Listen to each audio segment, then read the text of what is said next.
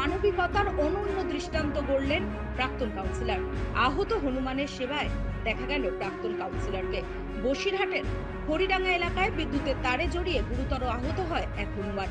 11,000 ভোল্টের বৈদ্যুতিক তারে শক খেয়ে তার পায়ের উপরের অংশের মাংস ক্ষতবিক্ষত হয়ে যায়। অসহায় অবস্থায় রক্তাক্ত হনুমানটি উদ্ধার করে নিয়ে আসেন স্থানীয় এক মহিলা।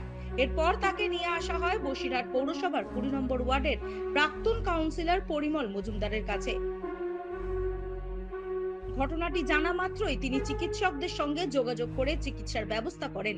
চিকিৎসকদের পরামর্শ মেনে প্রতিদিন দুবার ক্ষতস্থান পরিষ্কার করেন, অর্থাৎ ড্রেসিং করে দেন। ওষুধ খাওয়ানো থেকে শুরু করে ফল খাওয়ানো সবকিছুই তিনি নিজে হাতে করেন। প্রাণীর জন্য এমন যত্ন দেখে অবাক হয়েছেন অনেকেই।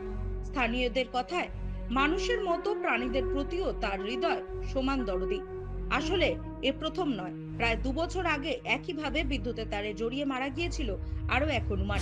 সেই ঘটনার পর তার উদ্যোগ এলাকায় একটি হনুমান মন্দিরও তৈরি করা হয়। আর এবার জীবিত এক হনুমানের চিকিৎসার দায়িত্ব নিজের কাঁধে তুলে নিয়েছেন তিনি। প্রাক্তন কাউন্সিলর পরিমল মজুমদার জানান, এই উদ্যোগ আজ বসিরহাট মানবিকতার এক উজ্জ্বল দৃষ্টান্ত হয়ে উঠেছে। আহত হনুমানের চিকিৎসায় তিনি যে নিষ্ঠা ও ভালোবাসা দেখাচ্ছেন, তাতে জোর গলায় অনেকেই বলছে প্রকৃত মানবিকতা এমন হওয়া উচিত।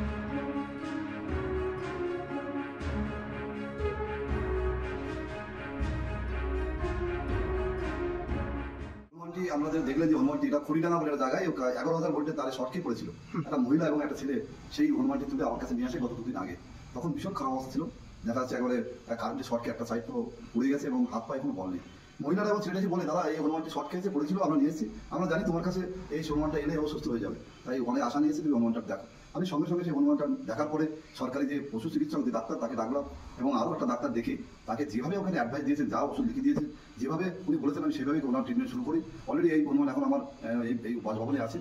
এখানে রেখে আমার নিয়মিত ড্রেসিং করা হচ্ছে দিনে 2বার করে, এবং আপেল থেকে শুরু করে কলা থেকে শুরু করে দুধ থেকে শুরু করে সব খাওয়ানোর ব্যবস্থা হচ্ছে। আর সেই সঙ্গে অ্যান্টিবায়োটিক চলছে, গ্যাসের ট্যাবলেট চলছে, ব্যথার ট্যাবলেট চলছে, যাতে মানুষের যে ট্রিটমেন্ট ওরও স্বাভাবিক সেই ট্রিটমেন্ট। প্রথম অবস্থা স্যালাইন চলেছিল, এখন অনেকটা বেটার আছে। এখন তবু আমরা সবসময় ডাক্তারি অ্যাডভাইজে আছি এবং সেরকম যদি কোনো খারাপ পয়সা হয় আমরা অবশ্যই ডাক্তার হাসপাতালে ভর্তি করবো।